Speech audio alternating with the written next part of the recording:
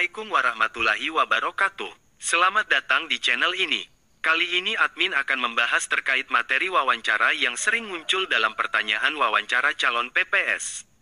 Baiklah sahabat YouTube, kita langsung saja ke materinya dan jangan lupa dukung channel ini dengan cara like, subscribe dan tekan tombol loncengnya.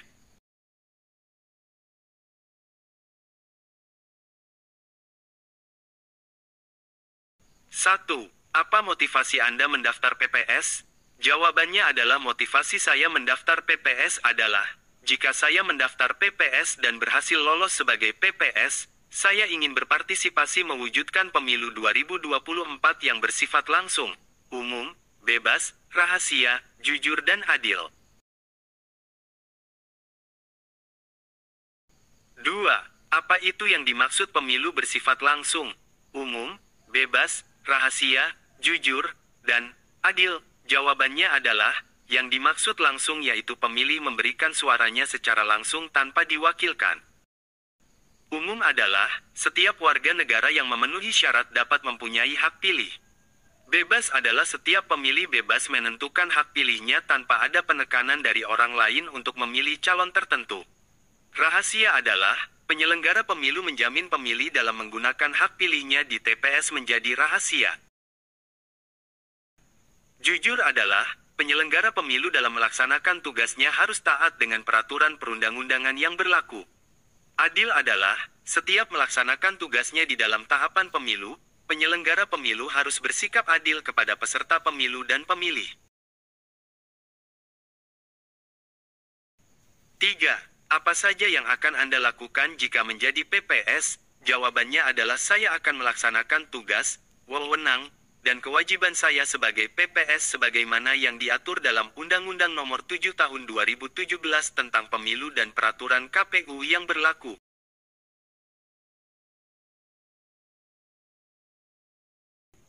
4. Apa yang Anda tahu tentang PPS? Jawabannya adalah PPS adalah panitia pemungutan suara yang bertugas di kelurahan, desa. 5. Apa saja tugas PPS yang Anda ketahui?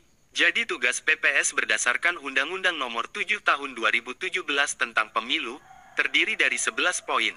Tetapi jika Anda tidak hafal, cukup disebutkan beberapa poin yang Anda hafal. Misalnya mengumumkan daftar pemilih sementara, menerima masukan dari masyarakat tentang daftar pemilih sementara, melakukan perbaikan dan mengumumkan hasil perbaikan daftar pemilih sementara, mengumumkan daftar pemilih tetap dan melaporkan kepada KPU Kabupaten, Kota melalui PPK.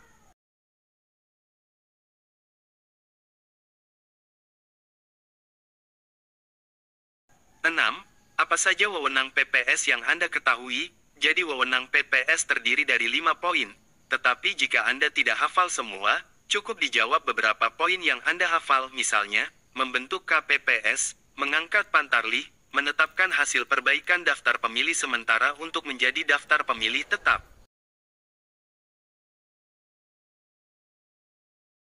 7.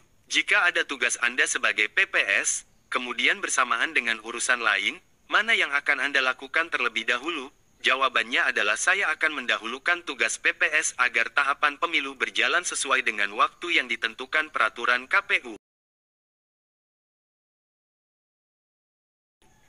8. Sejak kapan tahapan penyelenggaraan pemilu dimulai dan berakhir? Jawabannya adalah tahapan penyelenggaraan pemilu dimulai 20 bulan sebelum hari pemungutan suara dan berakhir setelah 2 bulan dari hari pemungutan suara. 9. Dalam pemilihan umum tahun 2024, siapa saja peserta pemilu? Jawabannya adalah calon DPR RI, calon presiden dan wakil presiden, calon DPD, calon DPRD provinsi dan calon DPRD kabupaten, kota. 10. Tanggal berapakah hari pemungutan suara? Jawabannya adalah berdasarkan peraturan KPU nomor 3 tahun 2022, hari pemungutan suara dilaksanakan pada tanggal 14 Februari 2024. 11. Berapa jumlah pemilih di setiap TPS? Jawabannya adalah paling banyak 500 orang. 12. Apa itu TPS? Jawabannya adalah TPS adalah tempat pemungutan suara.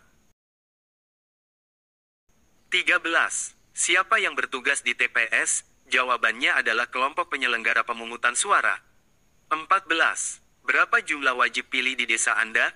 Jadi untuk pertanyaan ini, sebaiknya Anda harus terlebih dahulu mencari tahu berapa jumlah DPT di desa Anda sebelum Anda diwawancarai oleh KPU. 15. Jika Anda sebagai PPS, kemudian ada kerabat atau keluarga Anda yang meminta bantuan Anda untuk membantu calon peserta pemilu atau tim sukses dalam rangka mengajak masyarakat agar dapat memilih calon tertentu, apa yang akan Anda lakukan?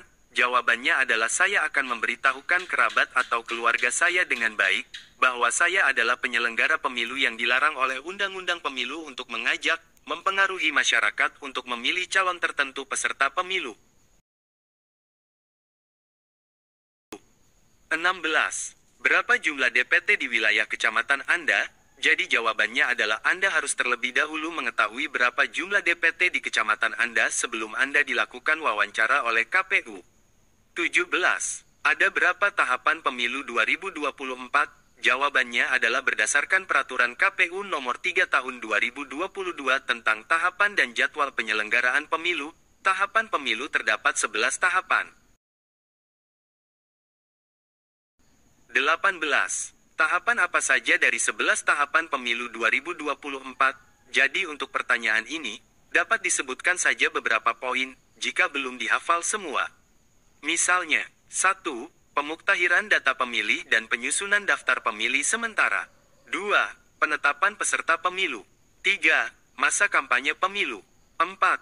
Masa tenang. 5. Pemungutan dan penghitungan suara. 6. Penetapan hasil pemilu.